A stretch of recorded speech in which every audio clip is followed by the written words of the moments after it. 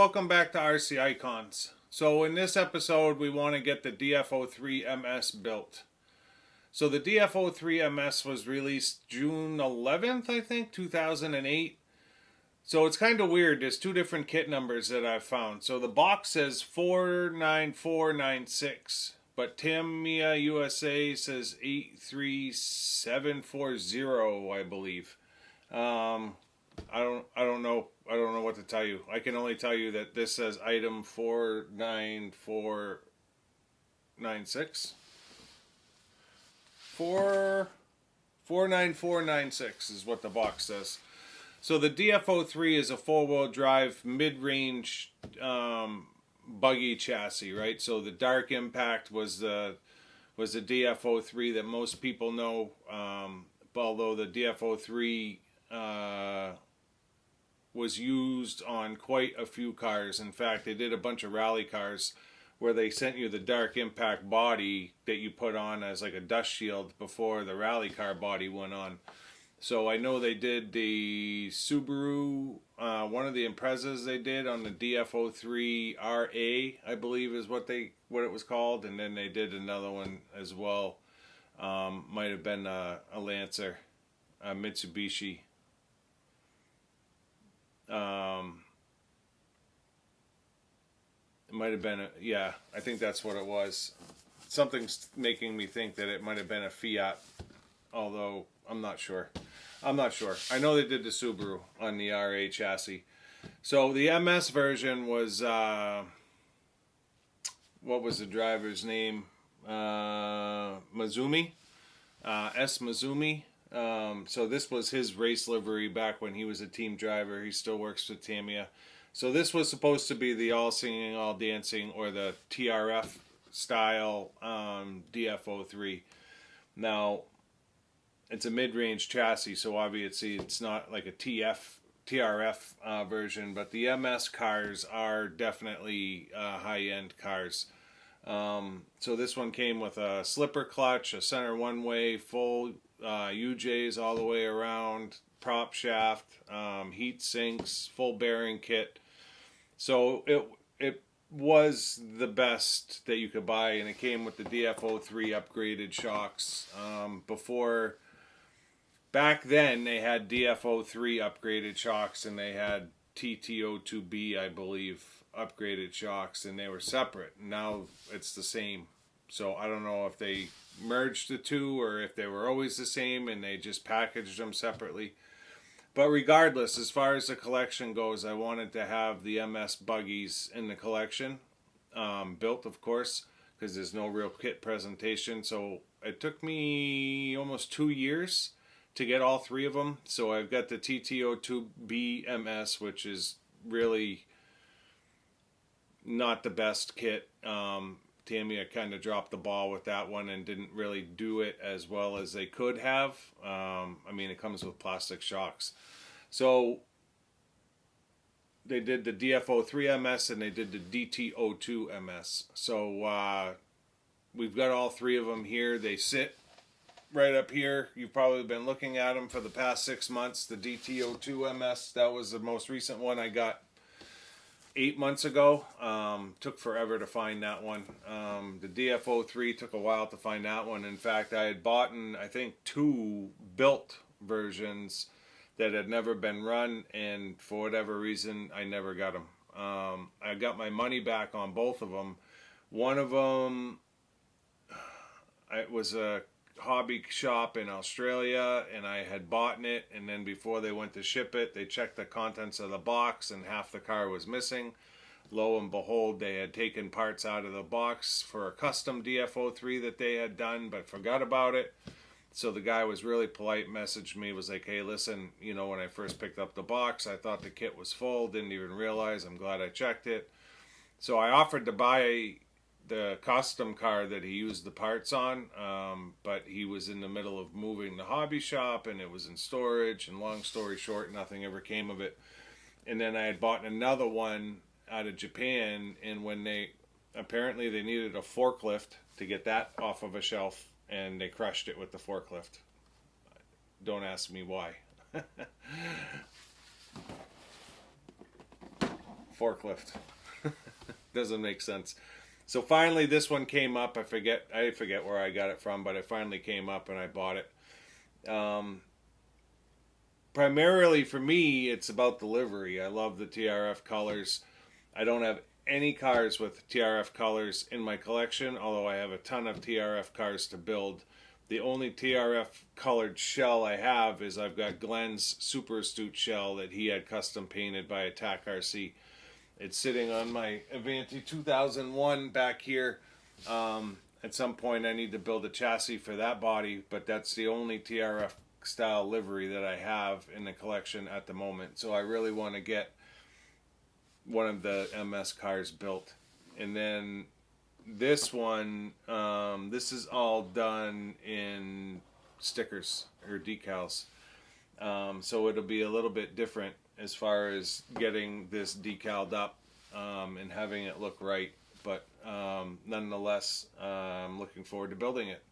This also came with the race wing. Not the standard not the standard DF03 wing. So this came with the buggy race wing where you get the two wings back to back in the package. So that was another quote unquote hop up from Tamiya. So let me bring the camera over. We'll take a look at what you get in the kit real quick and we'll start getting this thing put together.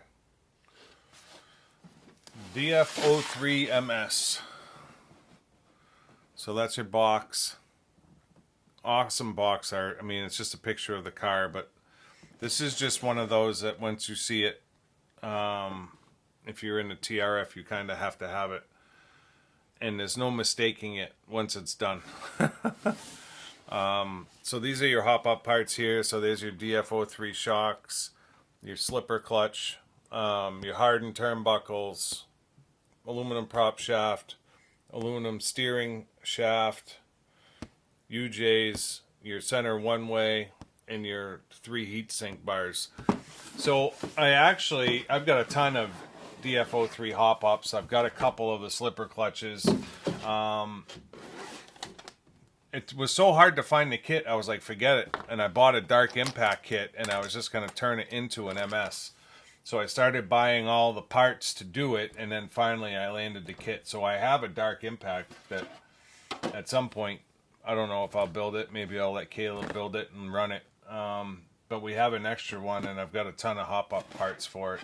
I've got the blue, I believe I have the blue motor plate for the DF03 that I may put on this car because this one doesn't come blue. So when you open the box, I mean, literally that's what it looks like. And if you've never seen the DF03 chassis, the body's tiny. It's absolutely tiny. Now the buggy is 1/10 scale, but the chassis is 1/10 scale, but the body itself is just real small. In fact, I've got the DF03 white version. They did one that was all white plastics. I have one of those built in the cabinets, and I've got another one new in box. You don't ever see that one around anymore. But I have that one as well. So this is showing 2006 because it's a Dark Impact body. But the MS version was not released until 2008. And then it's got 58370, which is the Dark Impact part number. So what does this say on it? This says 2006. I believe that's the Dark Impact wing. Yeah, and then here's your racing wing here. Also says 2006, but this is essentially your TRF racing wing. So it comes with both, which is, I don't know that I've ever seen that before. Shock parts. Heavy bag. So this is your shocks and all of your alloy parts. I don't know why they didn't do the prop shaft. They did the bigger style prop shaft, but they should have done it in blue. And I think they should have done the motor mount in blue as well. It just would have made it that much nicer. But you can see there's your DF03 shocks with your white springs. Hey, ball bearings.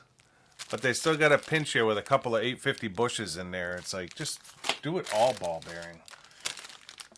And then slipper clutches in here with your blue prop shaft. There's your slipper plates. DF03 slipper clutch is a real hard part to find.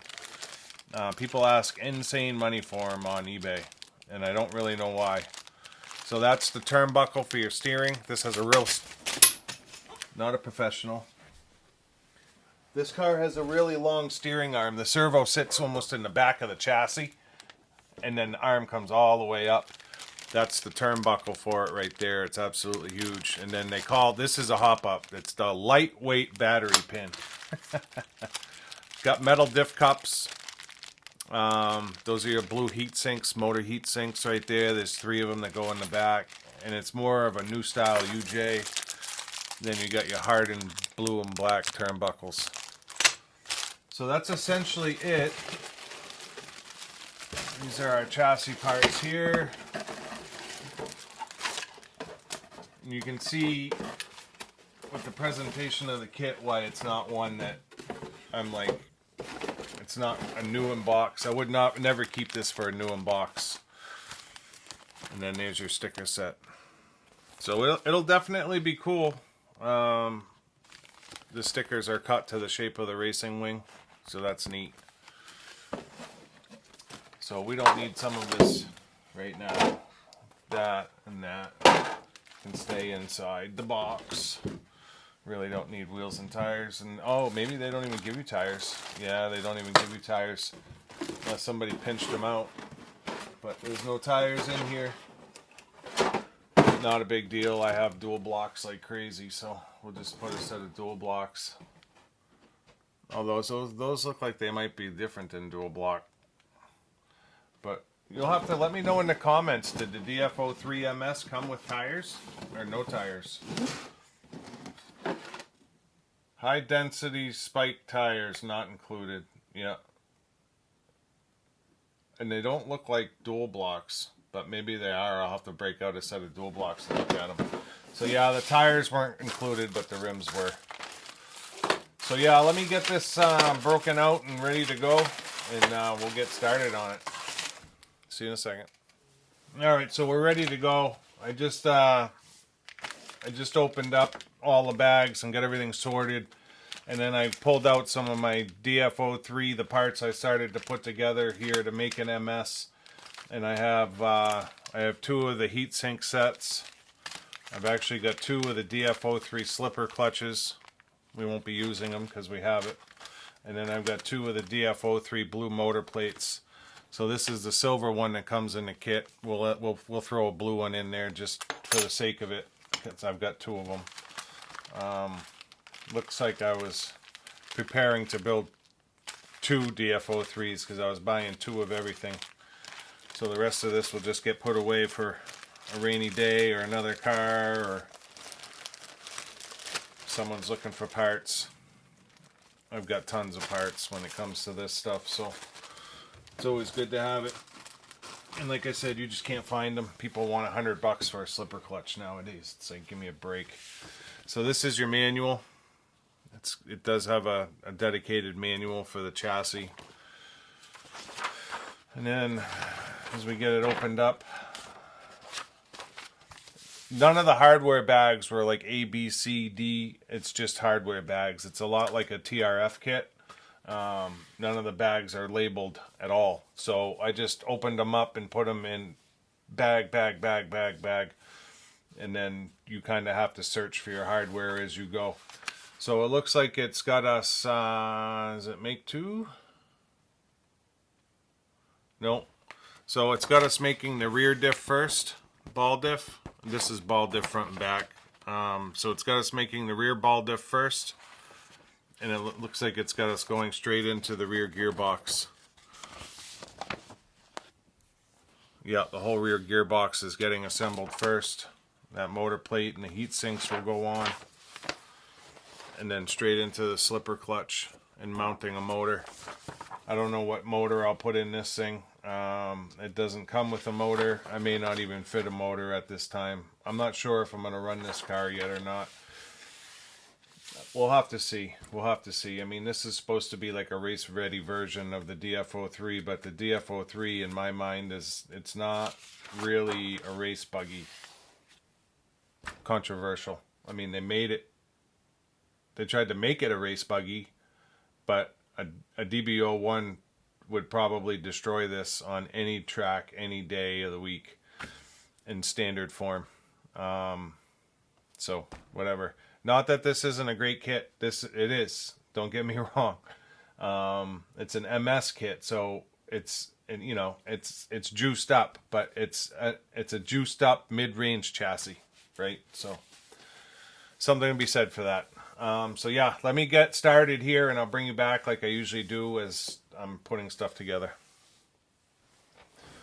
All right, so I've got a bunch of stuff built, and we're just gonna put this gearbox together on camera. So ball diff is built, feels great. Went a little bit, I'm not gonna say tight. It's tight, but not too tight. This has a slipper clutch on it, so I don't really need to worry about the diff as much as a car that didn't have the slipper clutch. Standard ball diff, nothing special. You're supposed to cement the metal washer onto the plastic collar. I didn't cement it. The metal washer rides on a ridge on that collar, so as long as it's tight, it can't really like spin out or strip. I think it's 10 balls, standard thrust bearing, spring. Done it a million times. Then you're supposed to put that into the rear gear case. So let me get that done real quick. And I've got everything pre-greased and ready to go. Tamiya should be up. So for sake of time, I'm just going to put like 1 or 2 screws in on each of these components for now, just to hold the parts. So when you assemble on camera, it gets a little bit boring for you guys watching me put 9 screws in when I can just do essentially 2 and have it hold the part. So that's the rear diff in. Step 4 has me building the rear gear assembly, and I think it's part of the one-way as well. So 3 sets of gears. This one here with a couple of shims and some bearings on a rod. That is this one. And again, I've got everything greased. Another gear set here. It's got a bevel gear that's plastic with like a metal collar that presses in. Bearings on both sides with some shims on an E-clip, and then a drive pin that basically holds this black collar on. That's that one. And then the last one would be, I'm assuming, is the slipper clutch gear or the drive gear.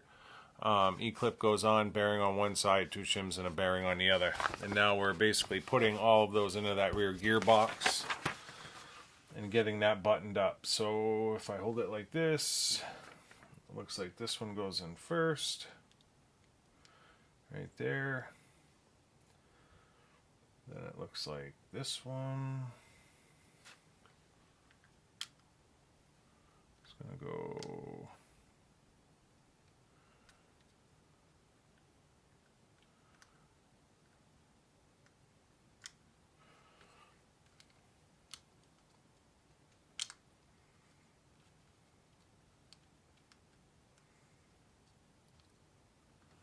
right there.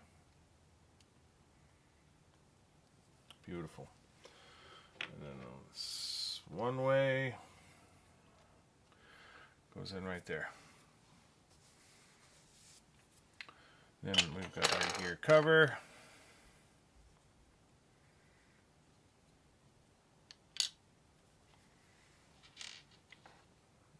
And some more screws.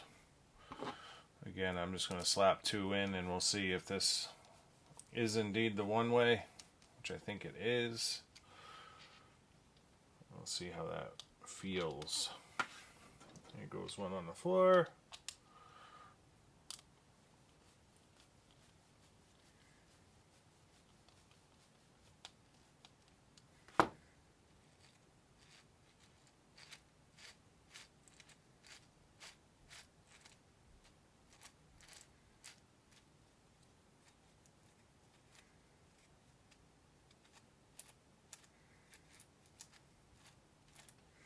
It's doing its one-way thing. So it's not spinning right there. Look at this collar. It's not, if I hold it, it's not spinning, but then it spins in the other direction. So yep, one way is in. I'll get the rest of those screws on. So the next step, step 6, will be the motor plate and the heat sinks. So I'll get those on. And then I'll bring you back for the slipper clutch. Maybe we'll throw that together on camera. See you in a second. Alright, so the motor mount is on. Heat sinks are on. Looking good blue. Next step is slipper. It's a pretty standard slipper clutch. It's a lot like any other you've seen before.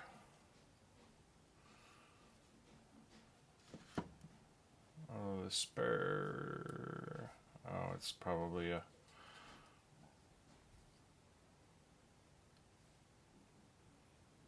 It's a 82 tooth spur. Friction pads. These can always be somewhat of a pain to stay on.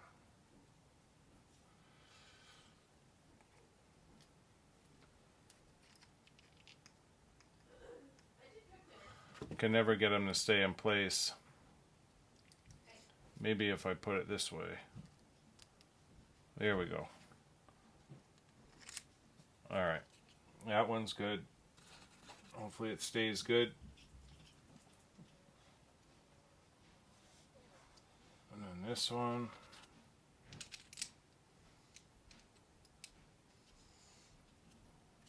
Alright, we're good. So now it's spring, collar,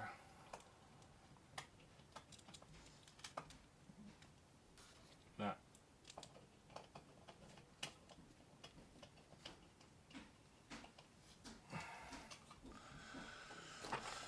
Tighten.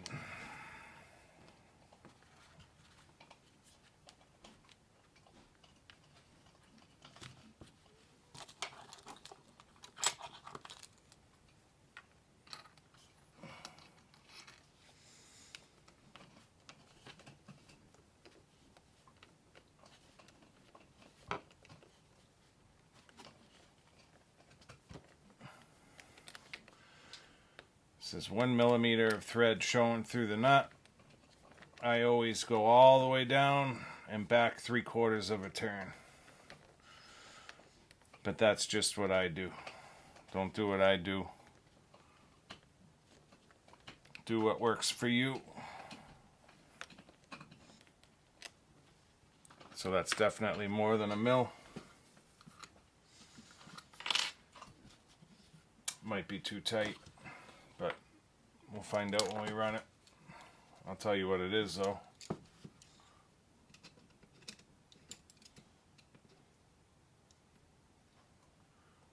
.37. I'll bring it back another half a turn.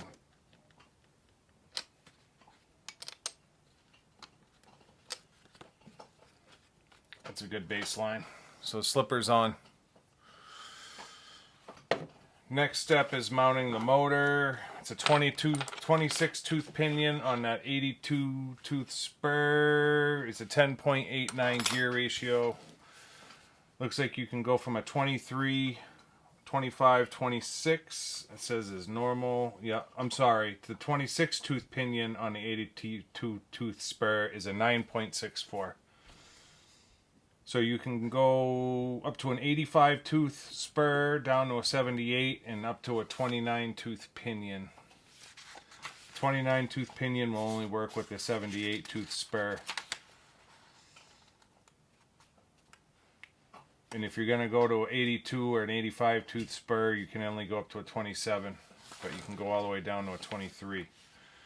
So we're going to bypass the motor. It's got me putting the gear cover on.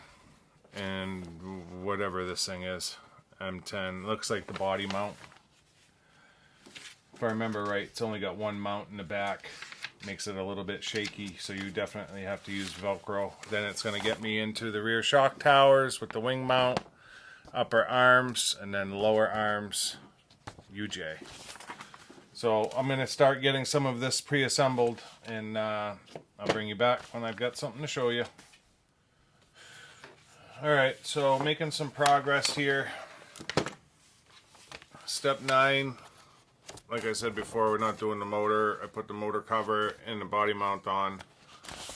Step 10 was getting the rear shock tower, the wing mounts on the rear shock tower. Easy enough. A couple of 5mm ball ends, upper and lower for shocks. I believe arms as well, and then it had me make the upper arms with those hardened turnbuckles, which look amazing. Extremely hard graphite or carbon reinforced plastics on the ball ends. It feels like carbon reinforced plastic on the arms as well. So then that bolts up with four screws in the back. So that assembly was done, and then basically you're just pinning on the two arms with king pins.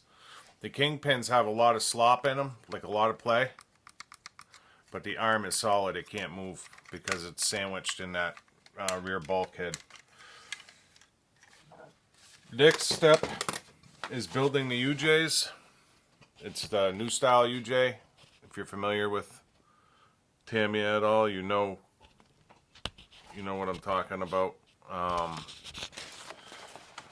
Some anti-wear grease in those. So once we get them built up, we're getting them mounted on the rear uprights, and then we're putting them in, snapping the rear arms on, and that's going to essentially wrap up the rear end. We're going to mount it to the chassis here in step 15, and then we're going to, sorry, the dog is playing with her bone. We're going to start with the front ball diff.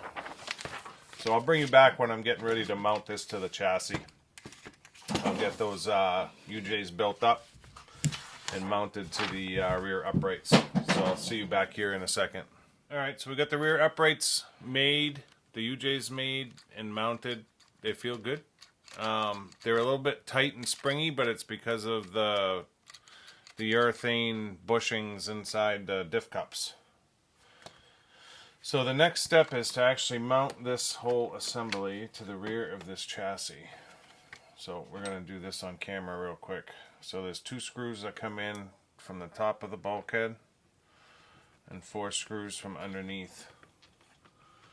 So far this kit has been cool, for lack of a better word.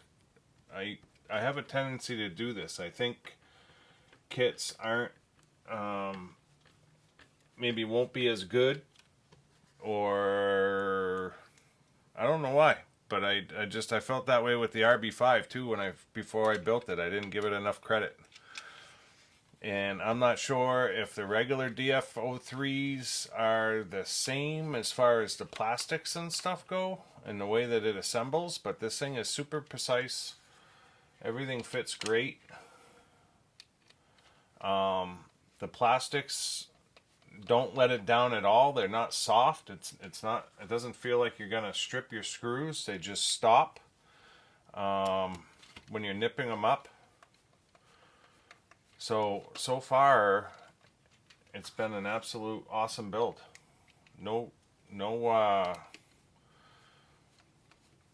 not let down at all, so to speak. And then, fully ball raced, and then there's all kinds of metal shims, 0.1 millimeter shims that you're using. It feels like a very precise kit. And when you're building a kit and you're dealing with a lot of precision along the way, it just feels quality. So there's the back end on the car with some blue bling here and there, looking great. So the next step is we're on step 16, and we're going to start putting together the front ball diff. Again, business as usual. This one, it doesn't call for you to cement the joint cup to the washer, whereas on the rear it was telling you to cement them. I didn't, because it's got a ridge that it holds it. Once it's tight, it really can't walk off that ridge. So I'm going to get the diff built. I'm going to get the front diff gear assembly built, and then I'll bring you back just before I close up the gearbox, and then immediately we're getting into the front shock tower. So I'll see you back here in just a second. Alright, front diff is made and greased, ready to go. Feels good. Front propeller shaft is built, greased, and ready to go. So it has us taking the front gearbox, dropping in the diff, and I forgot to shim it and put the... Sorry, my dog is like a pain today. I forgot to put the bearings on and shim it. So we'll do that real quick. So it's got a 0.1 mil shim on one side, a bearing, a 0.1 mil shim on the other side. And this is what I was just talking about. It's like all the way through this thing you're shimming it.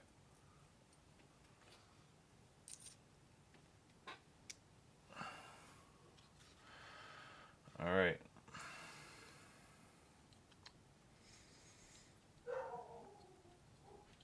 That fits in nice.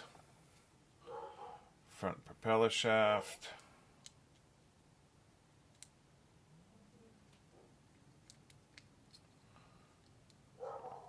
That fits in there nice. I don't want to spin it or I'm going to lose all my grease out of my gearbox here. Alright, so that sits down on top.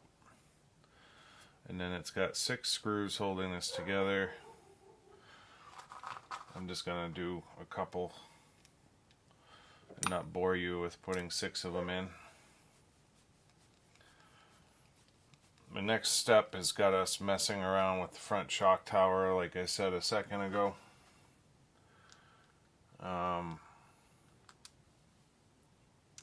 Which is fine. It's got us putting 4 or 5 millimeter ball ends on it. And then it's got us mounting it to this front gearbox. So I'll get that done. And then it's got us, looks like it's got us mounting chassis brace of some sort and getting ready for the bell cranks. So I'll bring you back when we're getting into the bell cranks. Alright, so we got the bell crank built. Easy enough. There's just 2-step bolts. Try not to lose my bearings. 2-step bolts underneath that hold both arms in place with a washer in between. I don't know if you can see that washer in there. Fully ball raced kit from Tamiya means bushes in the steering. So I just grabbed a couple of 850s to make it quote unquote fully ball raced. Oh, Tamiya, what do you do to us? So now the bell crank is going to go in.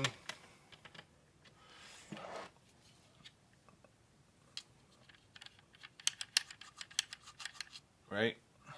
Fully ball raced. And then the next step is going to be to mount this with our monster prop shaft here. I'm just going to put a little bit, very little bit of grease on these ends. I don't like a lot of grease on my UJs or my prop shafts. A, I don't run my cars a lot, but B, it holds the sand. And it can get kind of become a pain. So no bushes, no bushes.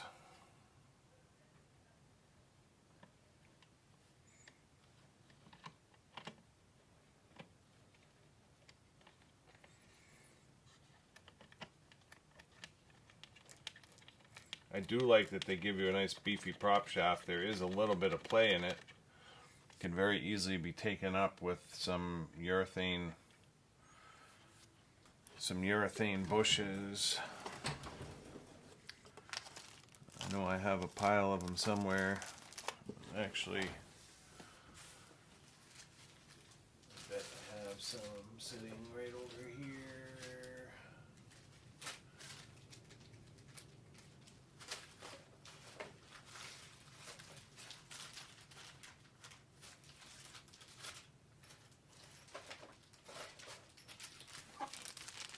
They give you white ones in this kit. I'm going to use your typical red ones that you're used to seeing. I do have half of a white one. I should have 2 halves of a white one left over. I don't know what happened to one of them. So I am actually going to throw a red in the front. Check it.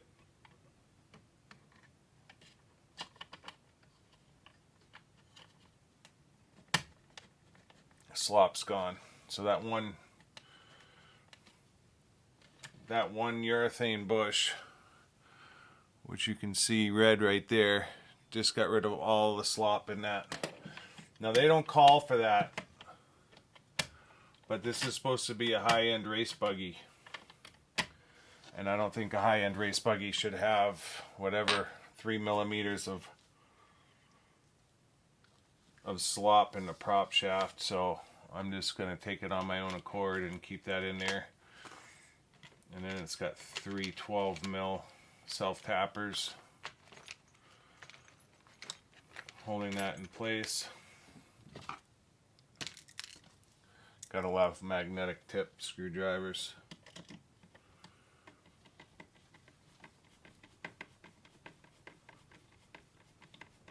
And I'm just going to get 2 in for the time being, just to show you. So 2 go in from the top, 2 go in from underneath.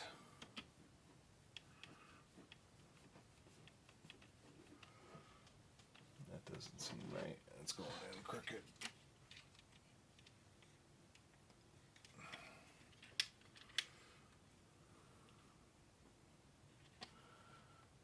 Are they going in the front? Oh, that's right.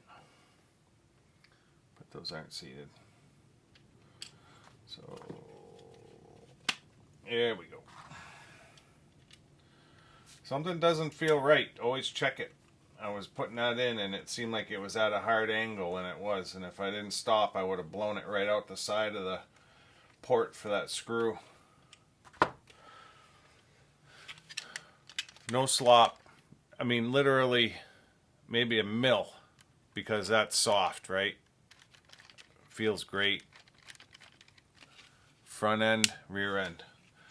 So we have essentially a full chassis here. Next step has me getting the front arms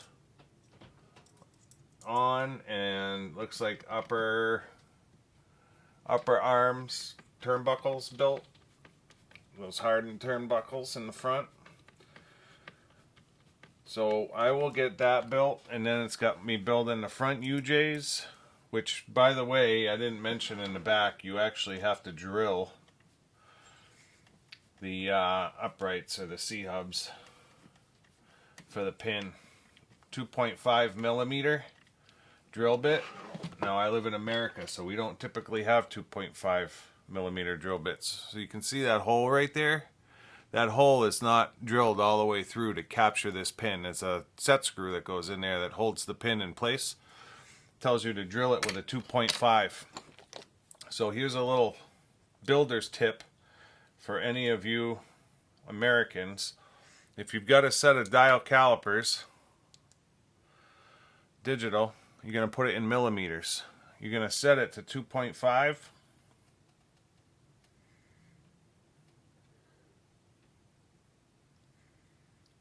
Right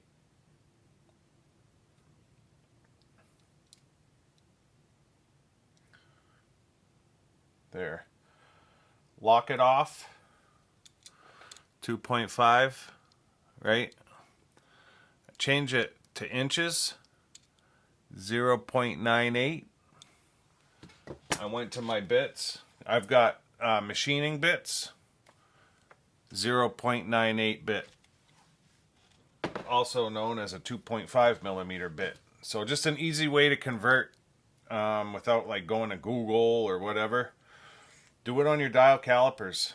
It's a tool for a reason, but it gives you inches, millimeters, and feet on this thing. If you set it to feet, it'll give you the fraction. 13 1/28 is what 2.5 millimeters is. So you could essentially convert that down. But 0.985 is 2.5 millimeters. So my 0.098 bit went right in that hole, worked perfect.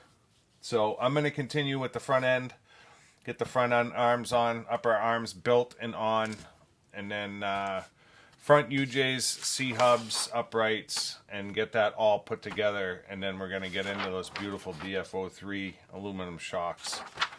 So I'll see you here in a second with a front end on it, ready for shocks. All right, step 24 is done. Feels great. So the next step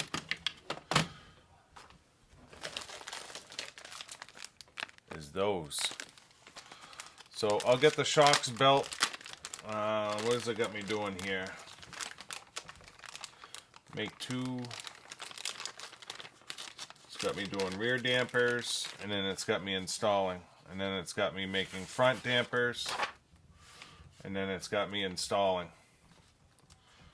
Then it has me getting the steering servo in, which is probably the last piece of the puzzle. It is.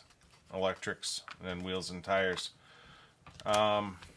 So, at this point, I'm probably just going to finish the chassis. I'll get the shocks built, I'll get them put on, I'll get the steering servo in. There's really not a whole lot to show you. If I come across something funky with the shocks, I'll bring you back. But we're at the finishing stages here, so I'll see you back in a second, most likely with the finished chassis. Gorgeous. Bingo! Bingo, bingo.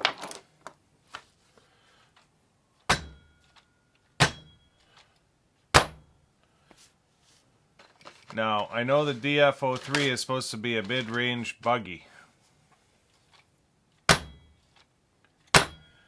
But this thing is, it feels like it's a capable race buggy. And it should, with all of the extras that are in it. What an awesome build.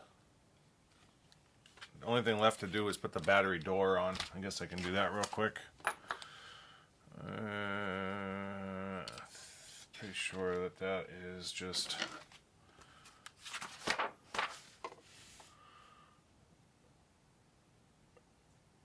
yeah. That's from the tree. So this goes like that. And then we have our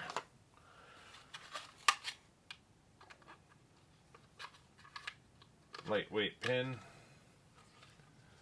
and then there's supposed to be a body clip, but I haven't right here. I was gonna say I didn't see the bag with the body clips, but it's here.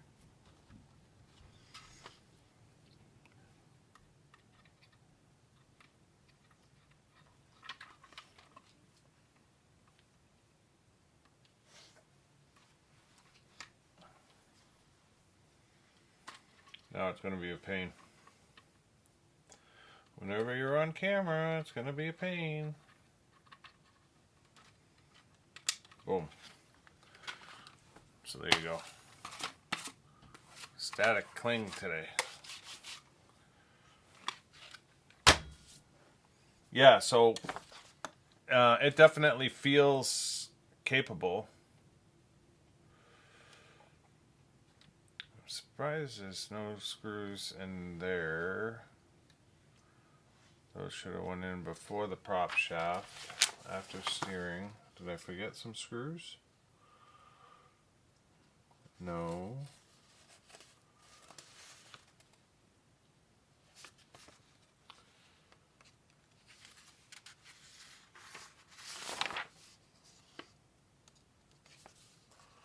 No. No. So the top of the belt crank, it's sandwiched, but it doesn't screw. It doesn't screw in. You've got some holes here. One there, and there's another one under the prop shaft, but there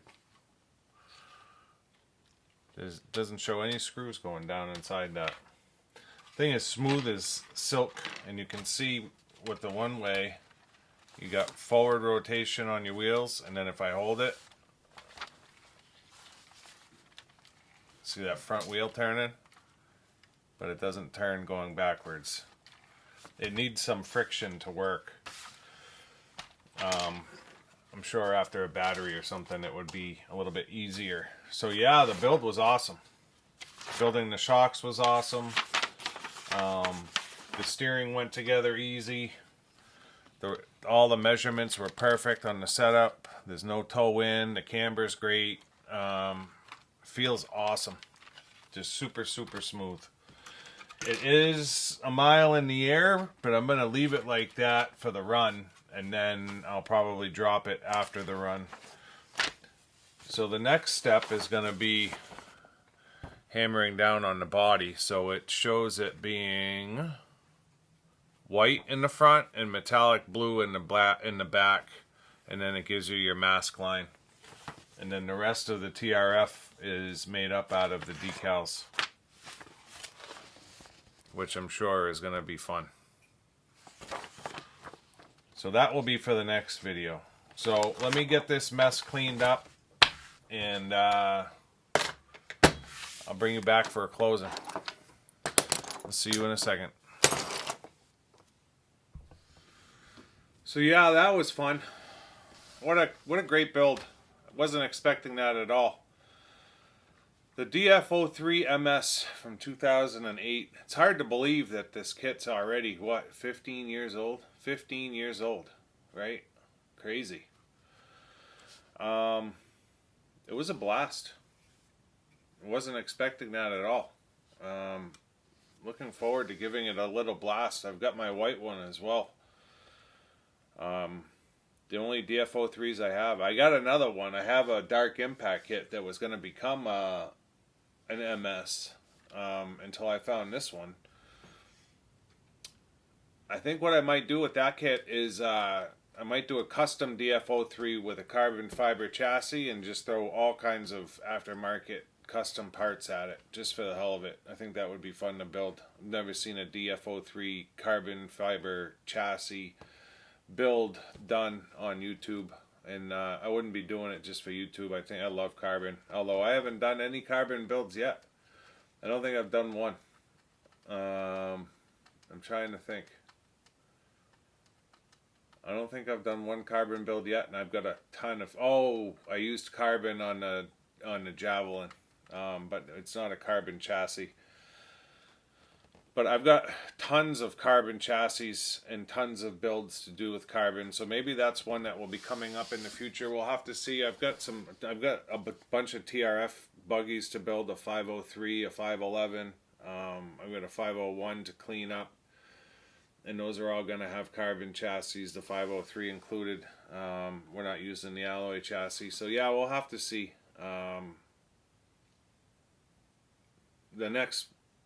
The first carbon chassis car will definitely be either a Top Force or a Top Force Evo, probably a Top Force, and we'll use, I've got a couple of Nick Walker Top Force chassis for Glenn's Evolution 2 body, and that will be all blinged up. But anyways, that's for another video. So next video on this will be getting the body set done and doing these decals, which will be cool. I'm tempted to paint it. I've been practicing my TRF paint work with my airbrush, and I'm tempted just to paint it, but Oh, maybe we'll do the decals. We'll have to see. If you're not already subscribed, I'd ask you to consider subscribing. Leave me a comment. Let me know what you think of the DF03 in general, and then what do you think of the MS? Did you have an MS? Have you run an MS?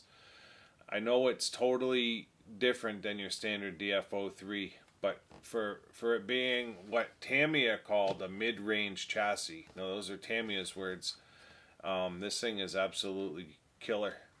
I'd be interested to see how it compares to a DB01. Now I know a DB01 is a better chassis, don't get me wrong, but how much better is it, right? So I think it would have to be put into a racer's hands, someone who's got some race pedigree, to really see the difference. A blue collar RCer like myself, who doesn't have a race pedigree, probably wouldn't be able to tell the difference. That's just my opinion. So yeah, consider subscribing, leave me a comment, throw me a like click, throw me a dislike click. I don't, doesn't faze me either way. Whatever you want to do is greatly appreciated. And until next time, we'll see you soon. Thanks.